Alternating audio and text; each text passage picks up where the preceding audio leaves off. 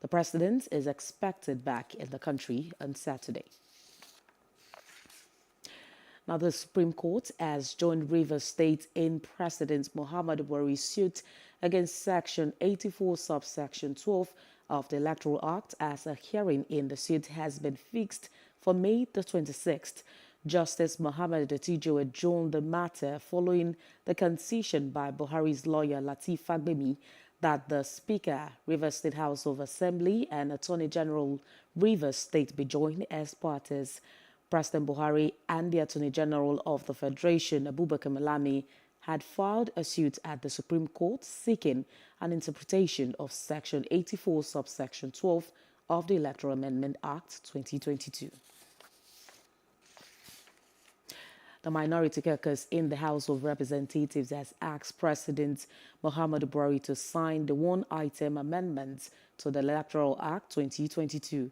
The caucus notes with great concern that the president's delay in signing the single amendment to Section 84, subsection 8 to the Electoral Act 2022 has thrown the nation into serious confusion and constitutes a huge threat to our democracy and the smooth conduct of the 2023 general elections. In a statement by the minority leader of the House of Representatives, retired Honorable Ndudi Elumelu, the caucus urged the president that any further delay in signing the amendment to the Electoral Act to give political parties a sense of direction in the conduct of primaries for the election of candidates for the 2023 general election has the capacity to derail the entire democratic process and destabilize the nation. Now, there has been tension in the Ojo local government area of Lagos as Okada riders resist attempts by police officers to enforce the ban on commercial motorcycles in Lagos. Police officers from Onireke Police Station, Ojo, impounded some commercial motorcycles plying the Maitu Badagry Road, and the motorcyclists revolted, stormed the police station, and tried to overrun the station and free motorcyclists arrested by the police. Gunshots were heard ringing out in the area as police officers tried to keep them away, while the motorcyclists retaliated by throwing stones at the officers. The incident has caused heavy traffic in the area. Lagos State Police Commissioner Abiodun Alabi has clarified that residents who operate motorcycles for career services or other private dealings will not be affected by the latest Okada ban. The latest ban on Okadas in the state comes after a sound engineer, David Imo, was allegedly lynched to death by motorcycle riders in the Lekki area of the state over a fare dispute. Police Commissioner stressed that the enforcement of the ban this time will be more thorough, as most Okada riders are criminals and must be taken off the road.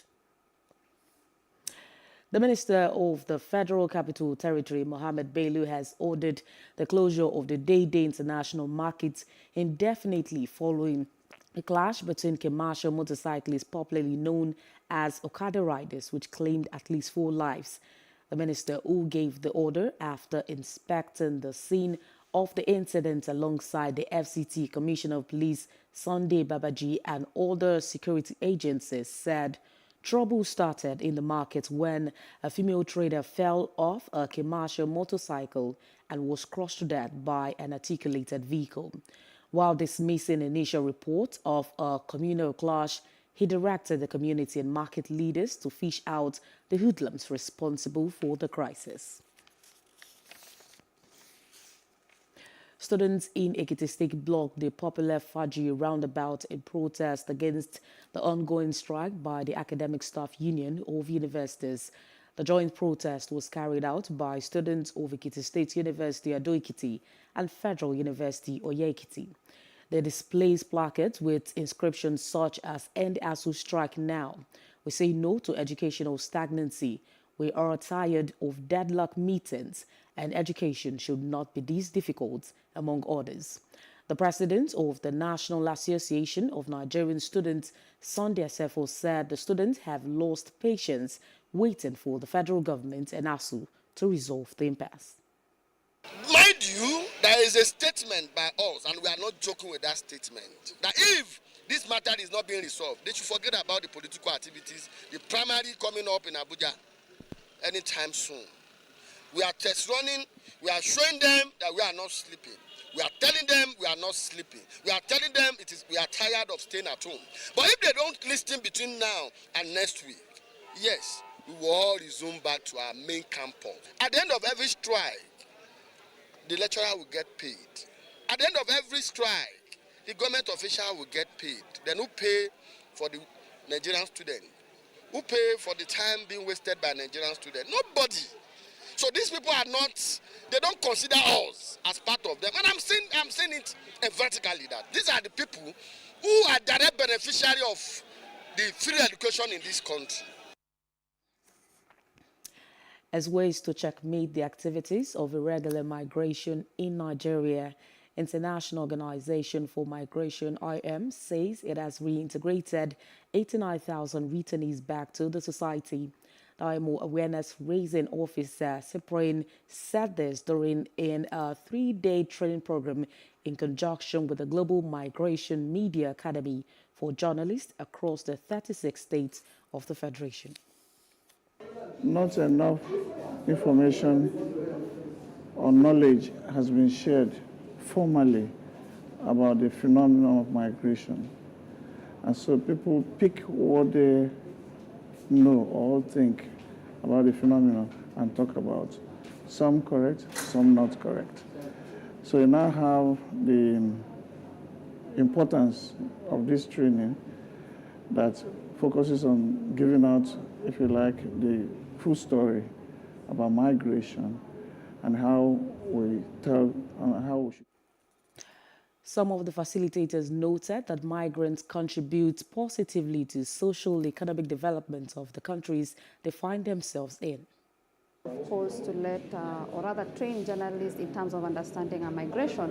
Migration is huge. We have the different factors that contribute to issues on migration. For instance, issues such as climate change. We even have issues such as culture. These are some of the issues that from time to time we've not seen even in the mainstream media.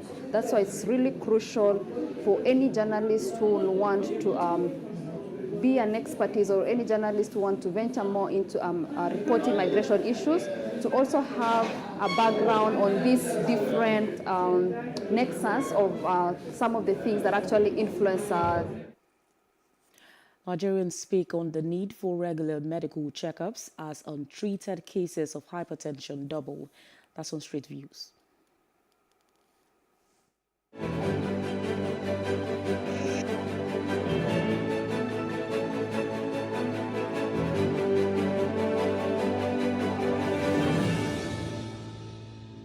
But as far as I'm concerned, people are very, very scared about going to hospital to check up.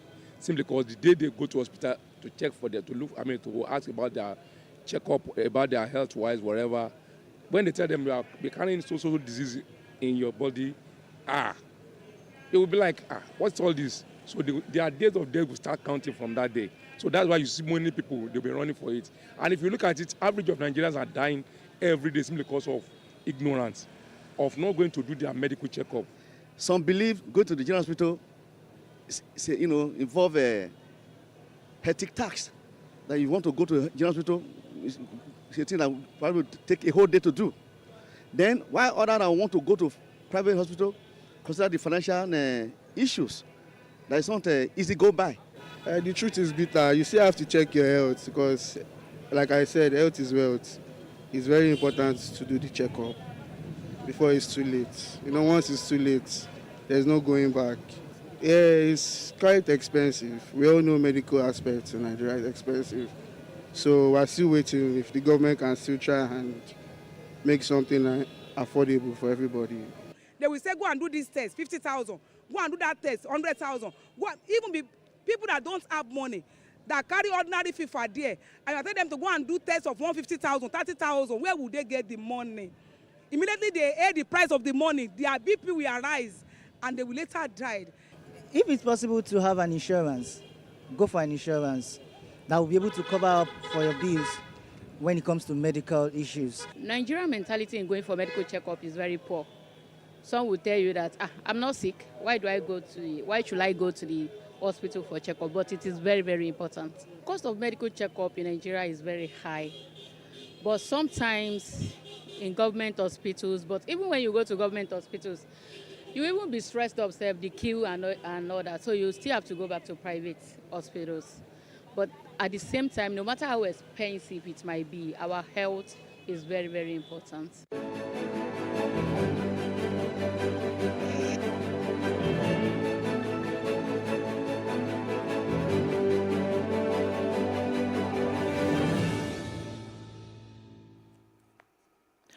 And in other parts of Africa, the new special representatives of the UN Secretary General in the Central African Republic, Valentine Rugwabiza, wants a readjustment of the UN force to protect civilians, victims of abuses.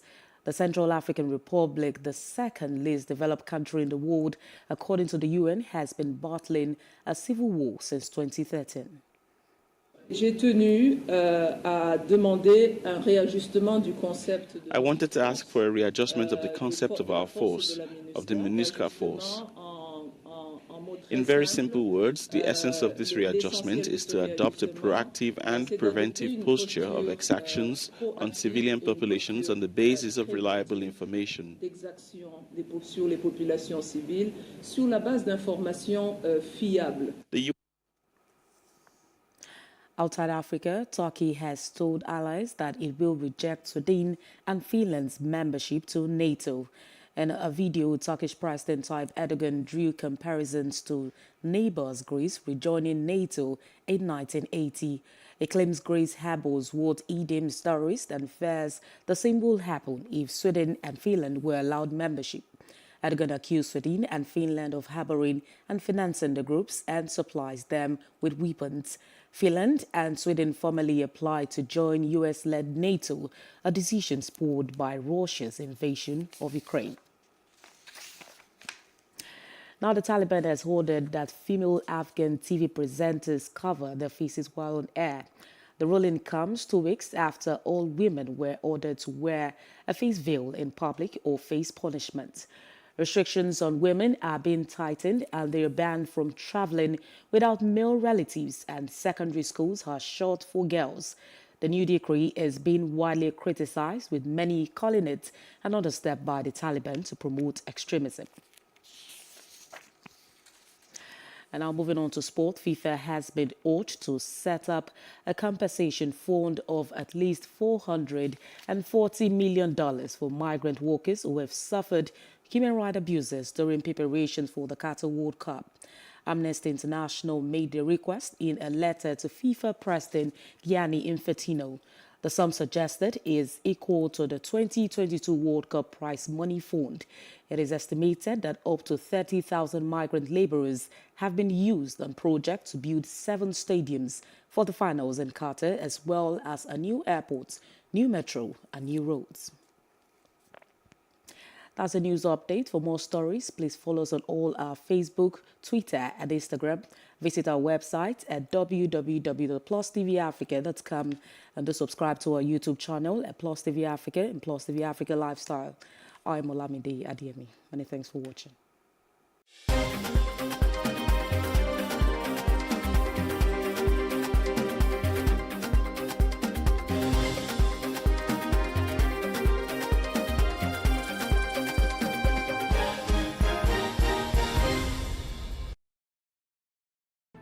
There is no voting on social media. To vote, you would require a permanent voter's card. To get your PVC, visit cvr.inecnigeria.org. Create your account with a valid email address and start the registration process. An activation link will be sent to you. Click on the link and activate your account. Fill out the form, pick and submit a convenient date and time for your biometrics. Print the application slip, which should have your QR code. On the appointed date, go to the nearest INEC office for your biometric capturing. Thereafter, you will get a registration slip to pick your permanent voter's card when ready. Get your PVC today. This message is from Plus TV Africa.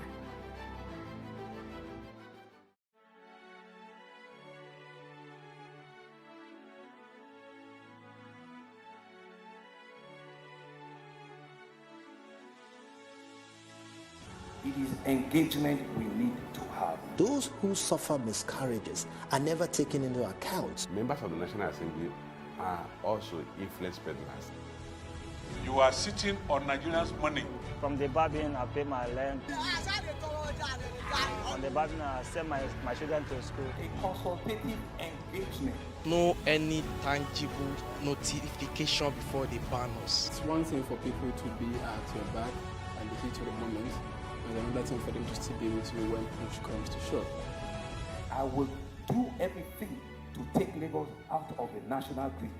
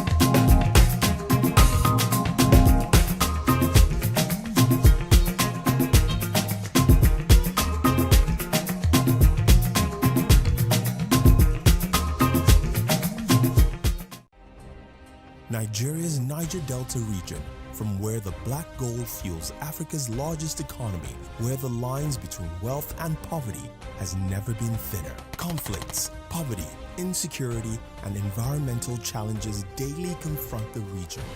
How can the Niger Delta story be changed for the better? Join Mamode Akuga at 9 p.m. every Friday evening on PlusTvAfrica as he probes deep in search of solutions. Inside the Niger Delta with Mamode Akuga, the authentic voice of Nigeria's oil-rich region.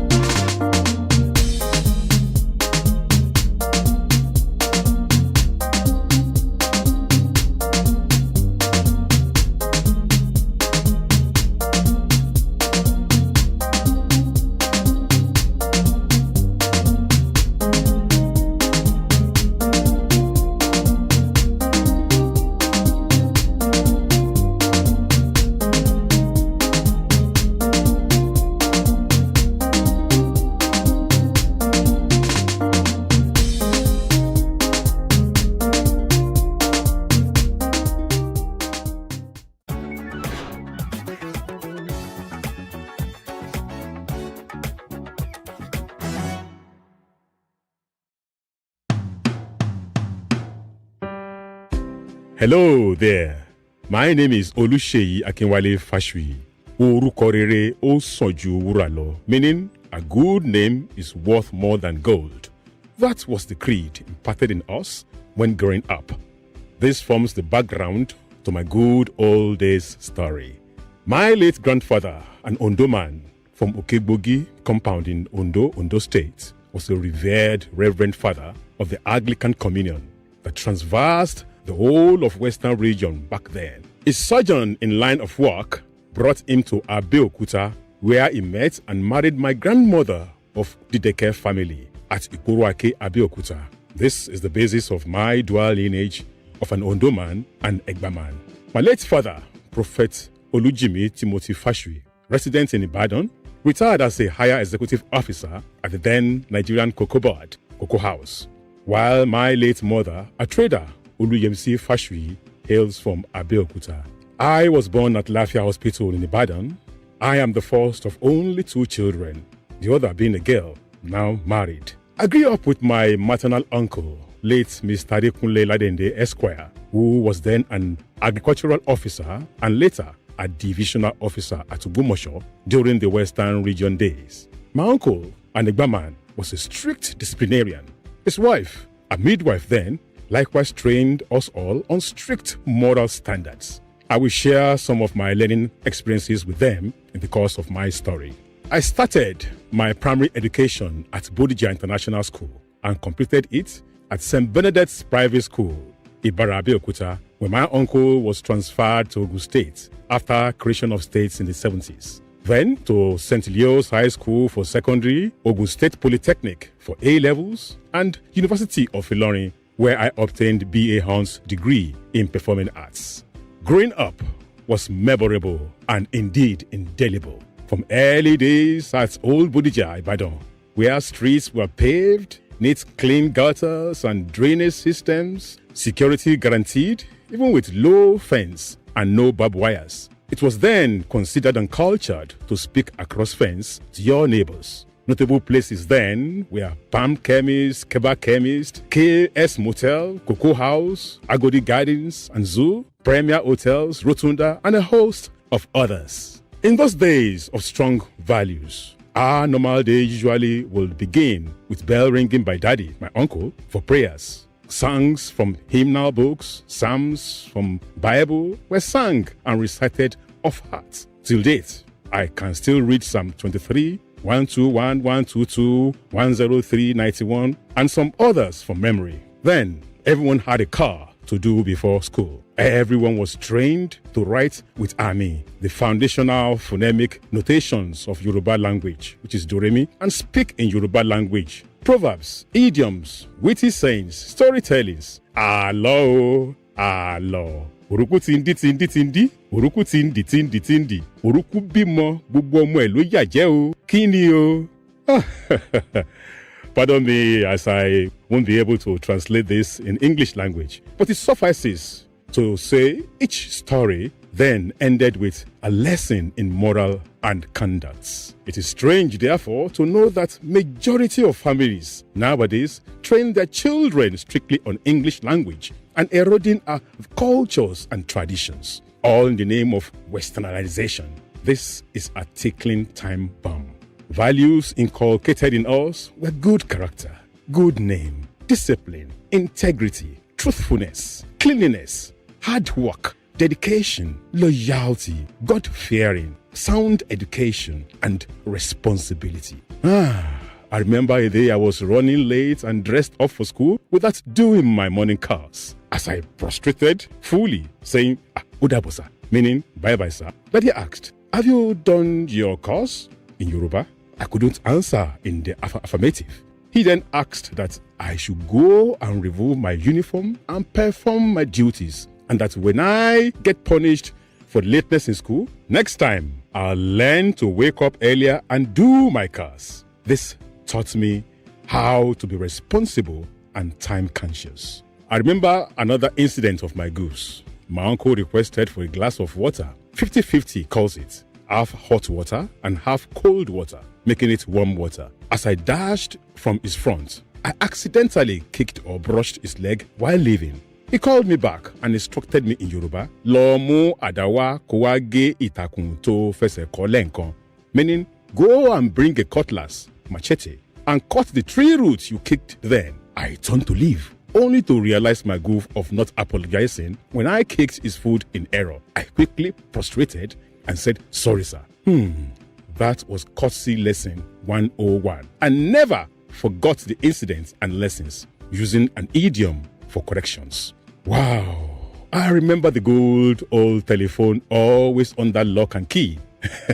I won't disclose some naughty pranks we played to dial numbers without opening the padlock. God help you if you are caught in the act. Your punishment will be near capital.